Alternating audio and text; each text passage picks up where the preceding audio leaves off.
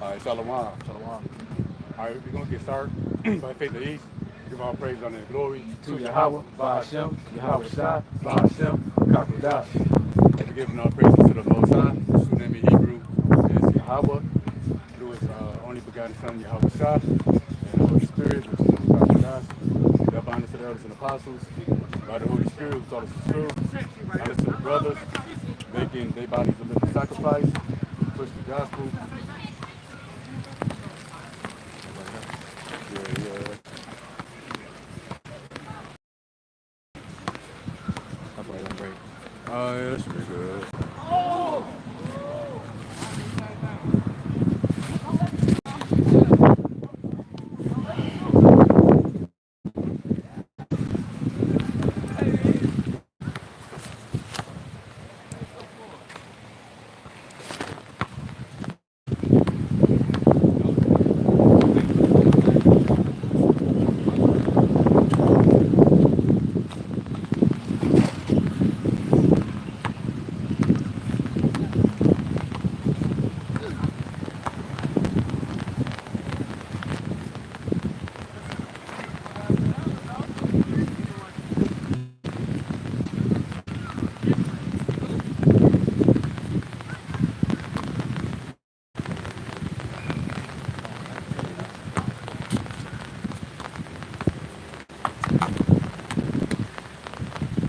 I'm working it out. I'm working.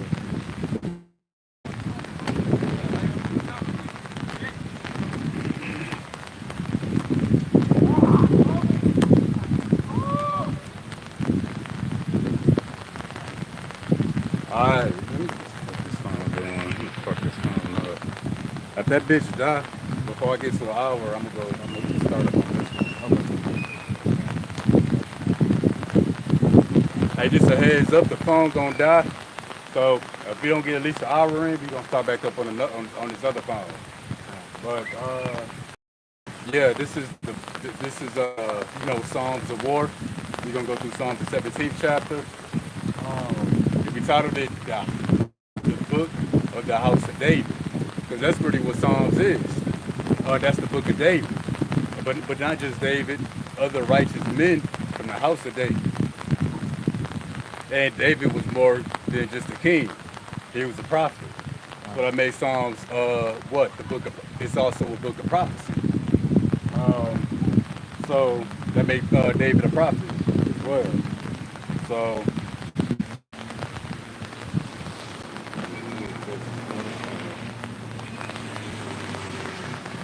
I'm gonna take these posters for them in the car real quick. Okay, cool.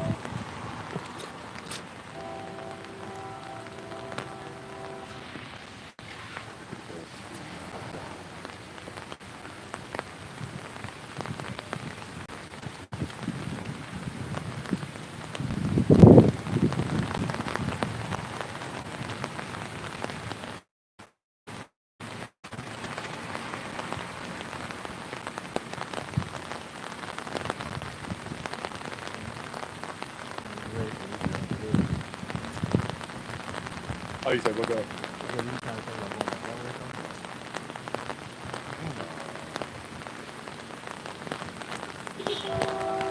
Look at my phone.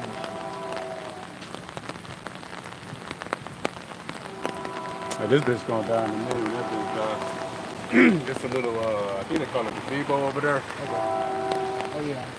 You want to go to the house? Got the umbrella for the phone.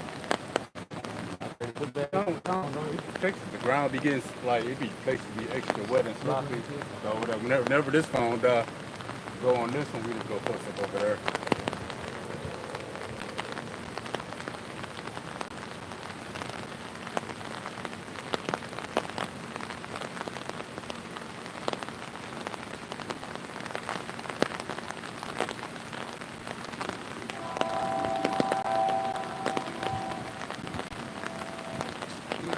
Over here, really.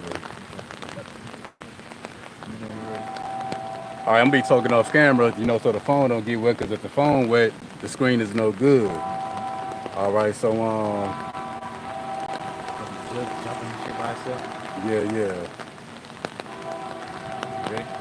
Yeah, let's start there. First precept of the day, Psalms chapter 17, verses 1 through 3. And it says, Hear.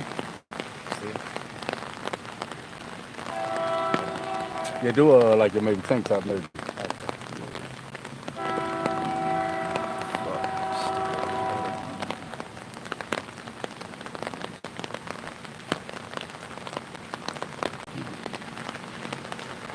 Psalm 17 and 1. Hear the right, O Adawan Yahweh, attend unto my cry.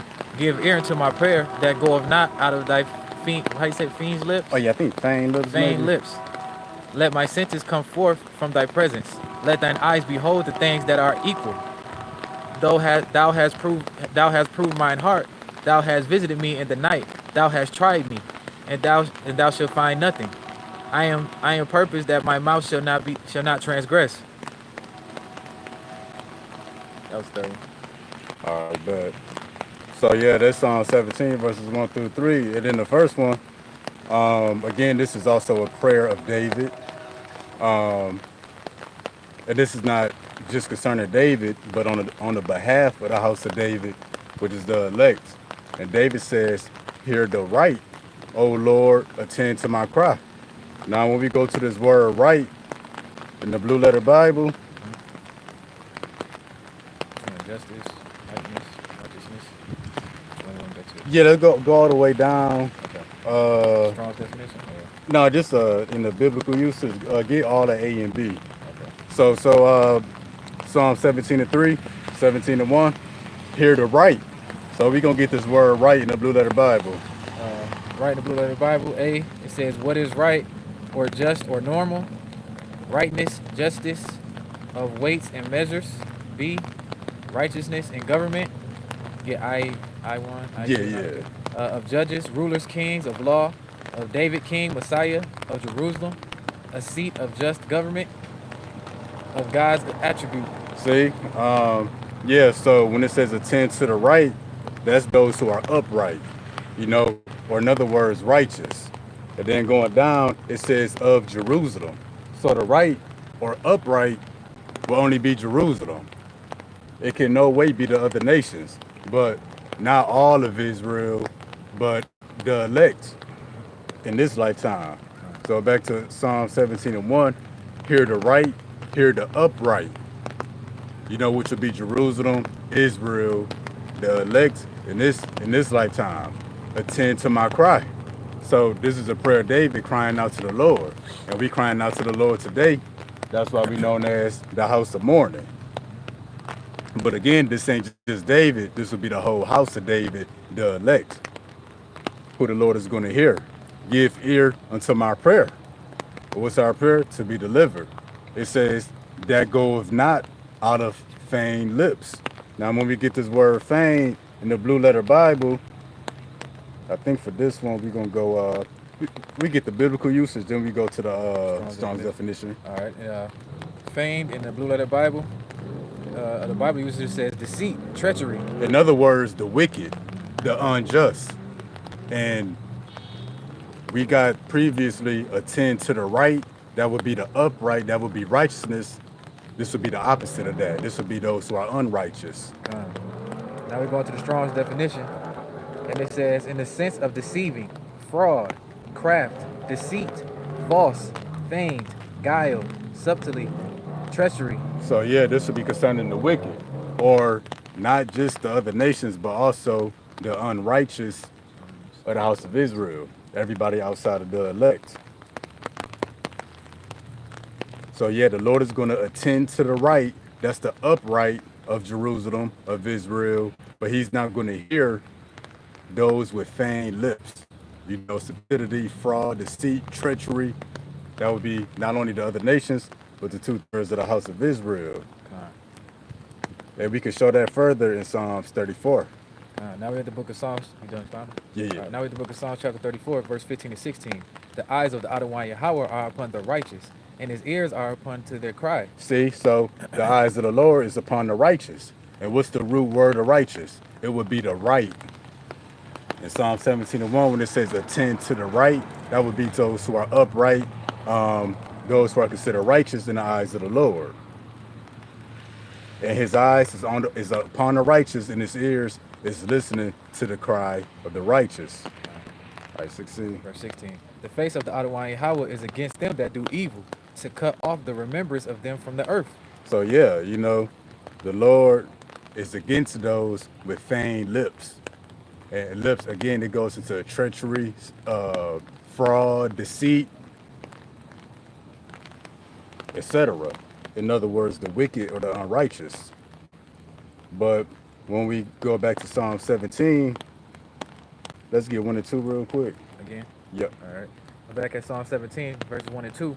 Hear the right, O Adonai Yahweh, attend to my cry. Give ear unto my prayer that goeth not out of feigned lips. And here the right, that's the upright. That would be the house of David, the elect in this lifetime, whom the Lord is going to hear. And it says that goeth not out of feigned lips. Verse 2. And then, oh yeah, go ahead, No, guys. I'm My sorry. bad. You respond? Oh no, that was it. Let my sentence come forth from my presence. Let thine eyes behold the things that are equal. So we're gonna break that down. Let my sentence come forth from thy presence. Now let's get this word sentence in the Blue Letter Bible. See what this is going into. Is it the first one? Yeah, pretty much it's the first one. All right. Blue Letter Bible of sentence, biblical usage, it says judgment, justice, or ordinance. And also I'm gonna jump down here. It says for case or cause. It says sentence or decision of judgment or execution of judgment. So back to Psalm 17 and 2, when it says that my sentence come forth from thy presence. In other words, let our judgment, you know, concerning our case, you know, whether we be found innocent or guilty. So yeah, let my sentence or let my judgment come forth from thy presence. And ultimately, that's what's going to come from the Lord, which I think Psalms 89 and 14, it says justice and judgment is the habitation of the Lord.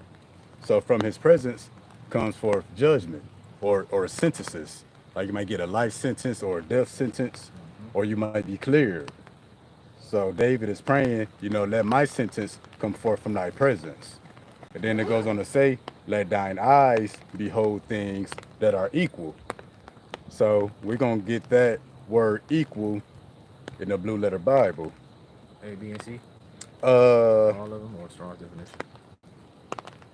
Just the first one, just the I. Yeah. Right. Biblical usage for the word equal, evenness, uprightness, straightness, equity. And look at that word upright again, like in Psalm 17 and 1, when it says attend to the right, that's the upright, the righteous of the house of Israel. So back to Psalm 17 and 2. Let my sentence or our judgment come forth from thy presence. Let thine eyes behold the things that are equal or upright. And nothing, anything that's not upright, anything that's not equal or righteousness cannot stand in the presence of the Lord. The Lord gonna do away with it. So when we hit Psalm 17 and 3, let's grab that real quick. All right. Back in Psalm 17, verse 3. Thou hast proved mine heart. Thou hast visited me in the night. Thou hast tried me, and shall find nothing. I am purpose that my mouth shall not transgress. So yeah, we're gonna break this down. So 17:3 pretty much going into, the Lord is gonna test, he's gonna prove us. He's gonna prove our heart. It says, Thou hast visited me in the night. Now let's get this word night in the blue letter Bible. You want to do that strong definition? Yeah, Strong's definition, where it says figuratively, All going right, towards the bottom. got you. Strong's definition, figuratively, adversity. So night, another word in the Strong's definition would be adversity. So back to Psalm 17:3, when it says, Thou hast proved mine heart, thou hast visited me in the night. Another word for prove would be to test. And it says, Thou hast tried me. Another word to try is to prove or to test. So the Lord will prove or test us through adversity, like the hour of temptation. That would be a time of night or a time of darkness, where we're gonna be tested. Even going through the famine and the pestilence, the sword, Jacob's trouble entirely. That's the night or a time of adversity in which the Lord is going to prove, is going to test us, even the elect. And it goes on to say, Thou hast tried me and shall find nothing. Yeah, because the elect, the house of David, is going to be found blameless before the Lord. Why? Because we've been cleansed by his word. And then it goes on to say, I am proposed that my mouth shall not transgress. And when you see that word mouth, it goes more than to just sinning with your lips. So when we get this word mouth in the blue letter Bible in Hebrew, Mouth goes into. let's get all the way down to letter E in the Okay. biblical usage. Yep. Biblical usage of mouth. First one is mouth. Mouth of man. Mouth as an organ of speech. Mouth of animals. Mouth opening. How you say that? Orifice. Yeah, I think, yeah. Orifice. So yeah, so for starters, a mouth can be a literal mouth or it could just be any opening. So what it say? We will not transgress with our mouth. So you could sin with your lips. You could speak proud things. You could boast against the Lord. You could speak wickedness. But let's get that letter E. Letter E. Extremity. Extremity. Yep. Extremity. Extremity. End. So extremity, when you look this word up, it says hands or feet. So when you go back to Psalm 17:3, when it says, I am proposed that my mouth shall not transgress, that goes beyond the lips. That goes to do your hand and feet, just your conduct in general. But the elect is going to be found blameless through this time of darkness, through the night season. So be that time of adversity. So just going back through it, hear the right, O Lord, that would be the upright, that would be the elect. O Lord, attend to my cry. Whose cry? The house of David, the elect. Give ear unto my prayer. That goeth not out of feigned lips. In other words, wicked. Let my sentence or judgment come forth from thy presence. Let thine eyes behold the things that are equal. Equal will be upright or righteous. Anything that's not equal, not upright or righteous, won't stand in the presence of the Lord. The Lord gonna do away with it. Thou hast proved my heart. Thou hast visited me in the night. That's the time of adversity. We all through adversity right now. But we about to get deeper into the night, going into Jacob's trouble. I am proposed that my mouth shall not transgress. So through this time of Jacob's trouble, when we are being tested, our purpose or our determination is to not transgress with our mouth, which could be your literal mouth, you sinning with your lips, or your extremities, being your hands and feet. And how can you sin with your hand? You stick your arm out to get the RFID microchip. But yeah, let's get Psalm 17. Four and five. Yeah. I'll find And forgive me for the rough start, man. Phone acting up. The still party about to die. Got a backup phone. Started raining on and off. I think we in the groove now. Right. And this is the book of the house of David, aka the book of Psalms, the 17th chapter. Yeah, yeah. All right. Now we're back at the book of Psalm 17, verse 4 and 5. Concerning the works of men, by the word of thy lips, I have kept it. I have kept me from the paths of the destroyer. Hold up my goings in thy paths, that my footsteps slip not. So yeah, concerning everybody else, the words of the Lord, the words of his lips, has kept us from the path of destruction. That's why verse 5 says, hold up my goings and thy paths. What's the path of the Lord? This word, that my footsteps slip not. So we're gonna show that the word is really guiding us. Now we have the book of Psalms, chapter 119, verses 105. And it says, thy word is a lamp unto thy feet and a light unto my path. See, the word is a lamp to our feet and it's a light to our path. So we've been guided by the word. To what? To not go to the path that leads destruction. Because Matthew say what? The way to destruction is a broad and a wide path, and many be that find it. But the path to life, that's that straight and narrow path. And it says, few be that find it. But it says, have kept me from the paths of the destroyer. Now, when you go to this word destroyer in the Blue Letter Bible, let's see who this destroyer is. Because a Christian will read this and say that the destroyer is the devil and Satan. But let's get at this real quick. All right. That's the biblical usage. Then we're gonna go to the Strong's definition. Gotcha. First one it says violent one, breaker. Next one is robber, murderer. In the Strong's definition it says destroyer, ravenous. Say that right? Ravenous? Yeah, yeah. Robber. So yeah, has anybody ever seen Satan and the devil rob anybody? Has anybody ever seen the Satan and the devil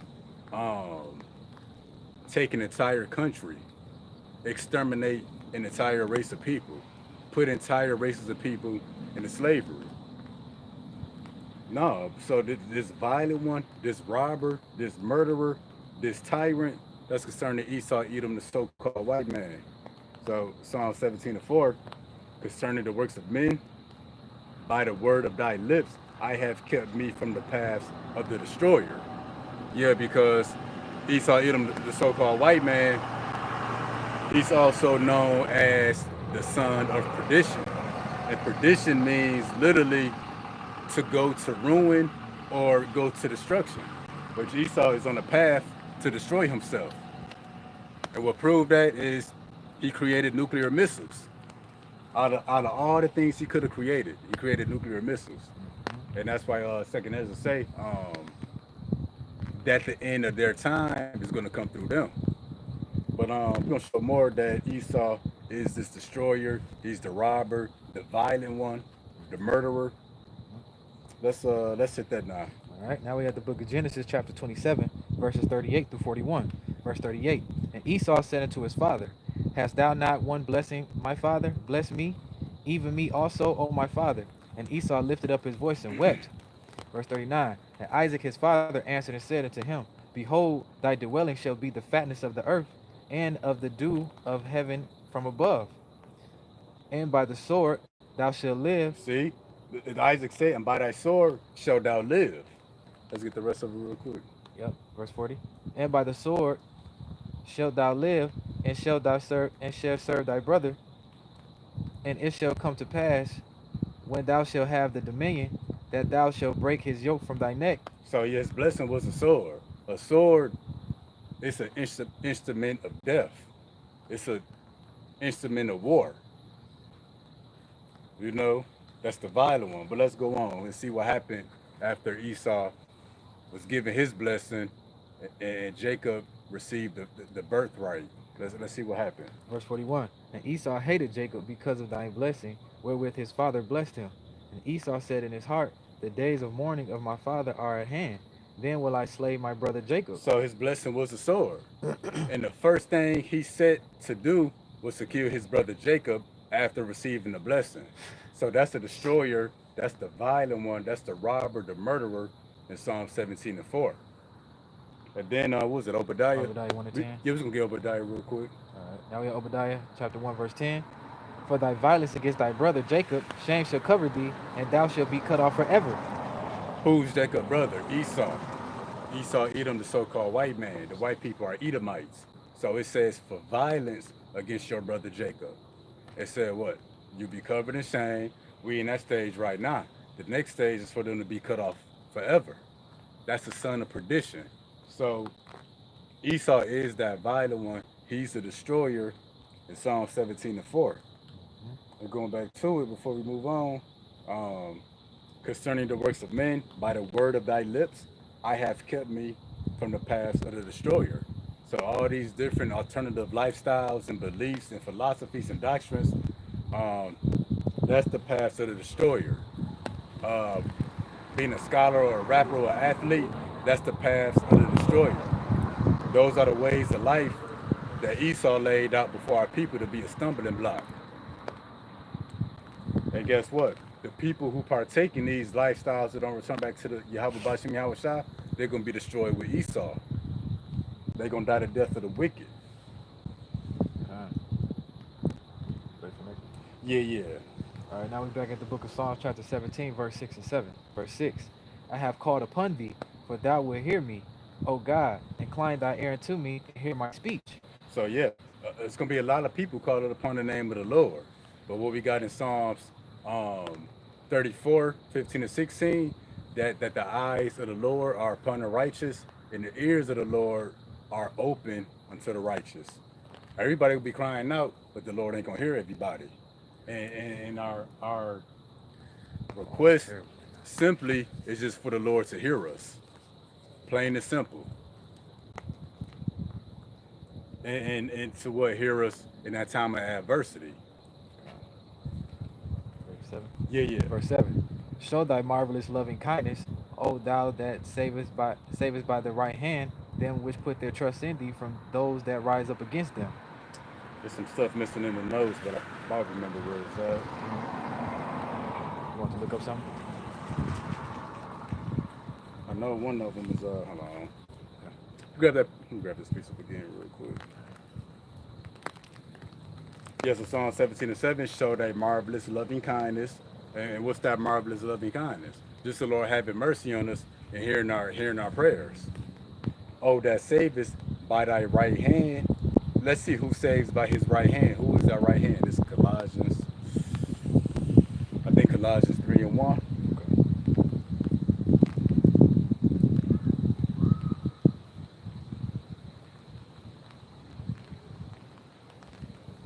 3 and 1. Yeah. Colossians chapter 3, verse 1. If he then be risen in Hamashiach, seek those things which are above, where Hamashiach sitteth on the right hand of Yahweh. So that right hand, whom the Lord delivered by, is to his son Yahweh Shah. That's why his name means he saves, he delivers. It goes to back to Psalm 17 and 7, show thy marvelous loving kindness. O thou that savest by thy right hand, Yahweh Shai, them which put their trust in thee. Now, how do you put your trust in the Lord? Really by trusting in the doctrine. And we're going to show that real quick. Psalms 8, 9. Yeah, that's there. Yeah, Psalms, that's the next one. Psalms 8, 9. Back at, Psalms 17, 8, 9. Right under the... Oh, no. Want something else? Yeah. I think the first one is Psalms 13. Let me see. Yeah, Psalms 13 and 5. Okay. Now we're in the book of Psalm 1 expounding straight. Yeah. So, by his right hand, Yahweh Shah, the Lord is going to save those who trust in him. Now, we're going to get how you trust in the Lord. It ain't just you saying you trust in the Lord and that's it. Because a lot of people, when the scriptures come out, they show themselves to not trust in the Lord.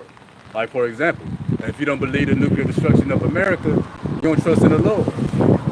You think America's going to continue forever? That means you don't trust in the Lord. So the trust in the Lord is to trust in the doctrine. Now let's grab that real quick. All right, now we're at the book of Psalms chapter 13, verse 5. But I have trusted in thy mercy. My heart shall rejoice in thy salvation. See, so it says, I have trusted in thy mercy. Now we're going to get with this mercy. How is the mercy shown? This is Psalms 85 and 10. Mercy and truth are met together. Righteousness and peace have kissed each other. So what's the mercy of the Lord? It's his truth. And it said, what, 13 and 5 of Psalms. that have trusted in thy mercy. So to put your trust in the Lord is to believe in the doctrine, to trust the process. So yeah, and that's the good and the bad. Not only the salvation, but the destruction of America. Yeah, yeah. Now 8:17, 8:9. Yep. Now we're at the book, back at the book of Psalm 17, verse 8, 9. Verse 8. Keep me as the apple of the eye, hide me under the shadow of thy wings. From the verse 9, from the wicked that oppress me, from thy deadly enemies who compass me about. So yeah, we pretty much the apple of the Lord's eye. That's the Lord keeping His eye on you. So we're gonna get some more stuff real quick. And it says, keep me as the apple of thy eye, hide me under the shadow of thy wings. Let's get this word shadow in the Blue Letter Bible. All Strong 1 through C. Um, Strong definition. we get the first one I, then let's get letter C. It says shadow, shade. C, shadow, symbolic. Oh my bad, letter B. Shadow, shade as protection. So keep me under the shadow of thy wings, in other words, under your protection. Then I didn't even see this earlier, but in Strong's definition, it says whether literal or figurative defense. So Psalm 17, verse 8, keep me as the apple of thy eye, hide me under the shadow of thy wings. Simply that means to be defended, to be protected. And it's a lot of people that's not going to be protected. Only the house of David, the elects. Now we're going to get a little deeper. So now, what's that, 1 Corinthians? We're going to go to the book of 1 Corinthians. I got a precept real quick. Oh, yeah. Get to that shadow protection. Okay, bet. Psalms 91 and verse 4. He will cover you with his feathers. He will shelter you with his wings. His faithful promises are your armor and protection.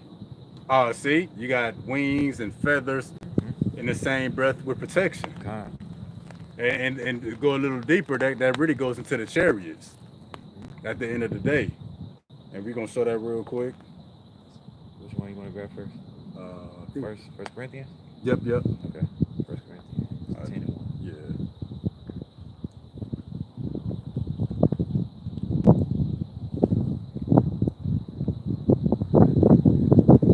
So yeah, keep me as the apple of thy eye, and hide me under the shadow of thy wings.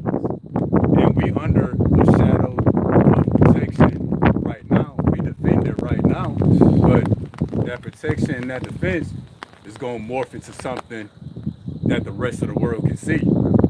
It's really going to morph into our salvation.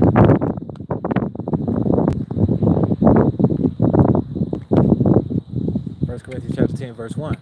Moreover, brethren, I would not that ye should be ignorant how that all our fathers were under the cloud and all passed through the sea. So yeah, Paul is saying, don't forget that all of our fathers were under the cloud. And the cloud does what? It casts a shadow. And what is this cloud talking about? That pillar of fire by night and pillar of a cloud by day. In other words, that was the chariot of the Lord, what the world calls the UFO. So when we see this word cloud, it's really a code word. But we're going to get what that's a code word for. Is that Psalms 104? Yeah, 104 and 3. Okay, bet. Psalms chapter 104, verse 3. Who layeth the beams of his chambers in the waters, who maketh the clouds his chariot, who walketh upon the wings of the wind. So who maketh the clouds his chariot? So we can take this word cloud, 1 Corinthians 10, and replace it with that word chariot. Moreover, brethren, I would not that ye should be ignorant how that all our fathers were under the chariot and all passed through the sea. So it wasn't a literal cloud, because that chariot, what the world thinks is a literal cloud, it led them out of Egypt, and it led them through the wilderness for 40 years. Don't no cloud last 40 years, Right. Let alone a day or so. Oh, that's why for those who saw that movie, Nope, you saw that? There was a scene in the movie. They saw a particular cloud. They said that cloud has been there for 3 months. It turned out that cloud was a so-called UFO. So back to Psalm 17. Verse 9. I'm gonna hit it real quick. Okay. Keep me as the apple of thy eye, hide me under the shadow of thy wings. We under that protection right now, of course, but we literally gonna be protected and guided through a fleet of chariots through Jacob's trouble. And then also we gonna literally go up into a chariot upon salvation. That's how the scriptures speak about a strange salvation beyond all that they looked for. So that's the shadow of thy wings. And shout out to the brother Nathan. That's the brother YouTube channel. Shalom. I'm surprised the phone lasted this long. Okay. Hey, shalom to the Malak Yawanathan Bakar, to the Malak Kabag Shana, to the Malak Enos.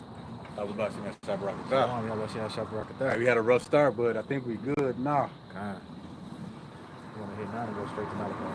Yeah, let's hit 9 real quick. All right, it says, keep me under the shadow of thy wings from the wicked that oppress me. It's obvious who oppressing us, but let's see who the wicked is real quick. Now we have the book of Malachi, chapter 1, verse 4. It says, whereas Edom saith, we are impoverished, but we will return and build the desolate places. Thus saith the Adonai Yahweh, they shall build, but I will throw down. And they shall call them the border of wickedness, and the people against whom the Adonai Yahweh have indignation forever. So Esau, Edom, the white man, that's the border of wickedness. Your borders goes into your dwellings, which goes into a house. So in other words, that's the house of the wicked, lining up with Revelations 2 and 9. Those who say they are Jews and are not, but what? Are the synagogue of Satan or the house of Satan? So Esau, Edom is that wicked that oppress us. What's the next one, Job? Psalms 12 and 8. Psalms 12 and 8. Psalms 12 and 8. All right, let's see. I don't know why this all look the same. So Okay, Job. Right there. Yeah, I'm gonna jump to Job real quick. I must have missed that. Okay. I'm gonna jump to Job 20 and 15 real quick to get the definition of oppress. In the scriptures. It might be.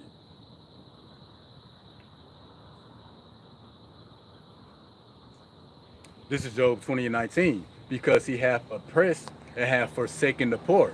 Ain't our people neglected out here in the streets of America and really anywhere else in the world? Because he hath violently taken away a house which he builded not. So to be oppressed is to be neglected and have things taken from you by force. America, was that not taken by force? And it says, taking away a house which he builded not. So not just the literal land, not just literal houses, but people. Because we known as the house of Israel. So Esau, even the white man, has taken everything by force, from countries to resources to people to rights to freedom, identities, your hope of salvation, the riches of the earth. Everything. So that's why Psalm 17 and 8,